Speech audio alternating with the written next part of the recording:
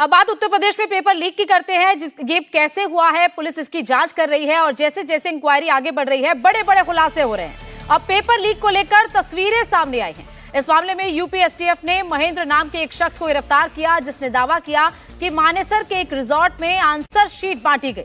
महेंद्र को हरियाणा के जींद से पकड़ा गया। महेंद्र नाम के इस आरोपी ने बताया कि 15 फरवरी को विक्रम पहल नाम का व्यक्ति उसे मानेसर के एक रिजॉर्ट में ले गया था, जहां 300 से 400 परीक्षार्थी पहले से मौजूद थे। बाद में करीब 1000 छात्र वहां जमा हुए। करीब 10 से 12 बसों में भरकर परीक्षार्थी वहां पर लाए गए थे। विक्रम पहल नाम का आरोपी दिल्ली पुलिस में है। महेंद्र ने बताया कि 16 फरवरी को विक्रम पहल ही क्वेश्चन पेपर और आंसर शीट लेकर वहां पर पहुंचा था। इस मामले में महेंद्र ने गौरव चौधरी, मोनू शर्मा, विक्रम दहिया और अभिषेक शुक्ला समेत कई आरोपियों के नाम लिए हैं। तो ये तस्वीरें आप देख रहे हैं, जहां पर पेपर लीक जब हुआ तो 1000 छात्रों को एक साथ आंसर शीट बांटी गई। ये मानेसर में हुआ। 10 से 12 बसों में भरकर अभ्यर्थियों को लाया गया। ग्राउंड पर बैठे देखिए इन छात्रों को किस तरीके से जब आंसर शीट बांटी गई और उस आरोपी को पकड़ा जा चुका है, लेकिन किस तरीके से इस पेपर लीक को अंजाम दिया गया। 1000 छात्रों को एक साथ आंसर शीट्स बांटी गई। 10 से 12 बसों में छात्रों को भरकर लाया गया और उसकी तस्वीर भी अब सामने आ रही है। रुचि कुमार इस वक्त हमारे साथ जुड़ चुकी है। रुचि, जिस तरीके से अब ये पेपर लीक को लेकर जो परतें खुल रही हैं, उसमें देखा जा रहा है कि कैसे आंसर शीट्स बांटी गई। सीधे सीधे साफ तौर पर खुले आसमान के नीचे ग्राउंड में बिठाकर सबको ये पेपर लीक किया गया, आंसर शीट सबको दी गई। देखिए, यूपी एसटीएफ इस पेपर लीक की जांच कर रही है और यूपी एसटीएफ का कहना है कि पेपर लीक भले ही उत्तर प्रदेश में हुआ हो, लेकिन इसके तार आसपास के कई स्टेट से जुड़ रहे हैं। वो चाहे बिहार हो, चाहे मध्य प्रदेश हो, चाहे हरियाणा हो, राजस्थान हो। उनका कहना है कि वहां पर बहुत गैंग्स काम करते हैं और वहां तक एसटीएफ को, क्योंकि दूसरे स्टेट का मामला हो जाता है, वहां लोगों को पकड़ के लाना थोड़ी दिक्कत का काम होता है। अब ये देखिए कि ये जो पकड़ा गया है, इससे एसटीएफ को बहुत तरह की बातें पता चली है। एसटीएफ कह रही है कि इससे पूछताछ करके पता चलेगा कि आखिर तार कहां कहां जुड़े थे, पेपर लीक में कौन से गिरोह शामिल थे, कितने लोग शामिल थे, कितना कितना पैसा एक एक से लिया गया। तो काफी बड़ी सफलता एसटीएफ का कहना है कि इसको पकड़ने के बाद हासिल हुई है। जी गोनिका। रुचि, कुछ और जानकारी मिल पा रही है इस शख्स के बारे में? इसके क्या पहले भी पेपर लीक को लेकर इसके मामले और भी सामने आए? इस पर क्या और भी कई कंप्लेंट्स पहले आ चुकी हैं? देखिए, एसटीएफ ये कह रही है कि अब ये पकड़ में आया है, इससे पूछताछ करने के बाद ही ज्यादा जानकारी एसटीएफ शेयर कर पाएगी। यूपी एसटीएफ ये भी कह रही है कि अभी क्योंकि इन्वेस्टिगेशन जारी है और अगर वो कुछ चीजें बता देते हैं कि जैसे इसके बारे में बताते हैं कि इसका किससे किससे संपर्क था, तो इन्वेस्टिगेशन में इसका असर पड़ेगा। क्योंकि ये जो पेपर लीक हुआ है, ये सिर्फ एक पेपर लीक का मामला नहीं है, जो पूरा एक नेटवर्क है जो तरह तरह के पेपर लीक कराता रहता है, उनको पकड़ने में यूपी एसटीएफ लगी है। और यूपी एसटीएफ का कहना है कि इसमें ज्यादा दिक्कत इसलिए आ रही है कि यूपी के अलावा जो बाकी स्टेट्स हैं, वहां कोई इस तरह की एजेंसी इनको पकड़ने का काम नहीं करती। सिर्फ यूपी में एसटीएफ है जो लगी है इन जो पेपर लीक करने वाले हैं उनको पकड़ने के लिए।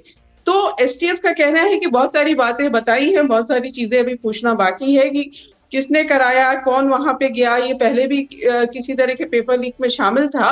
तो अभी कुछ जानकारी है जो एसटीएफ का कहना है कि अगर शेयर करेंगे तो इन्वेस्टिगेशन में दिक्कत आ सकती है। जी कोनिका। रुचि, लगभग 1000 अभ्यर्थी वहां पर जो है जानकारी सामने आ रही है कि ग्राउंड में बैठे थे, उनको आंसर शीट बांटी गई और एक एक अभ्यर्थी से 7-7 लाख रुपए लिए गए। यानी कि बहुत बड़े स्तर पर ये मनी इन्वॉल्वमेंट भी इसमें है।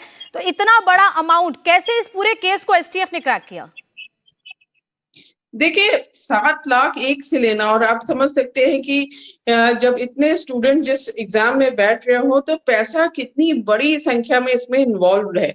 और ये सिर्फ एक शख्स की बात नहीं है, बहुत कई तरह के लोग इसमें शामिल हैं।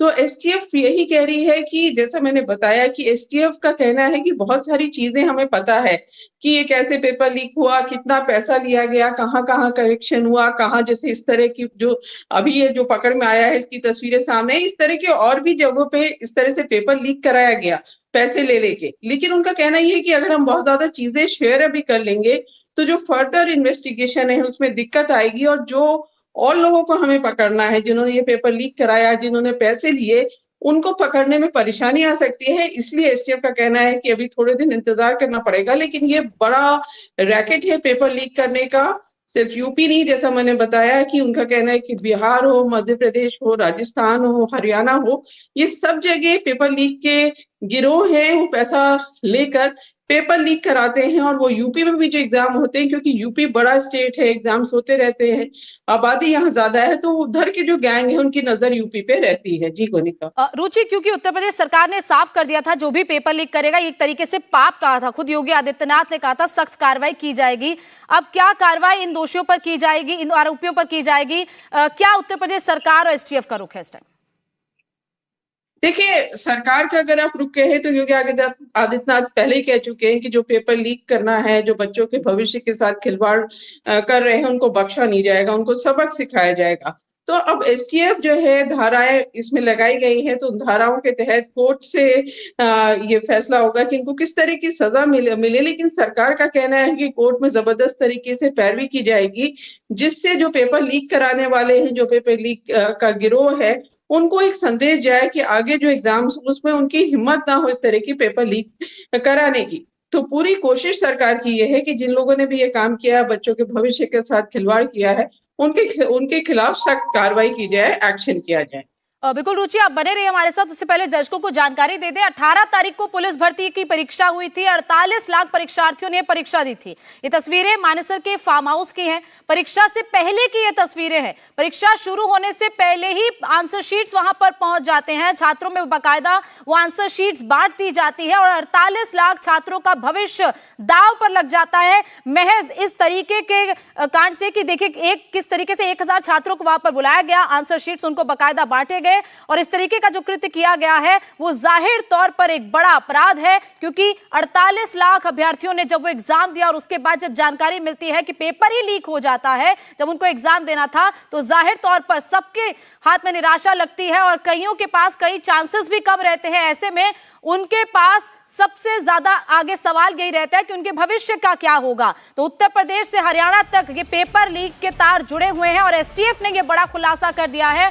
महेंद्र नाम के इस व्यक्ति को जिनसे पकड़ा गया है, जिसने छात्रों को 1000 छात्रों को आंसर शीट्स मुहैया करवाई थी, उन छात्रों को किस तरीके से वहां पर ले जाया गया, 10 से 12 बसों में उनको भरा गया और लगभग हर छात्र से 7-7 लाख रुपए लिए गए। 1000 छात्रों को ये आंसर शीट्स दी गई, 7 लाख पर स्टूडेंट लिया गया। ऐसे में कितना बड़ा मनी इन्वॉल्वमेंट भी इस पूरे मामले पर है, ये जाहिर तौर पर एक बड़ा एसटीएफ की तरफ से खुलासा किया गया है।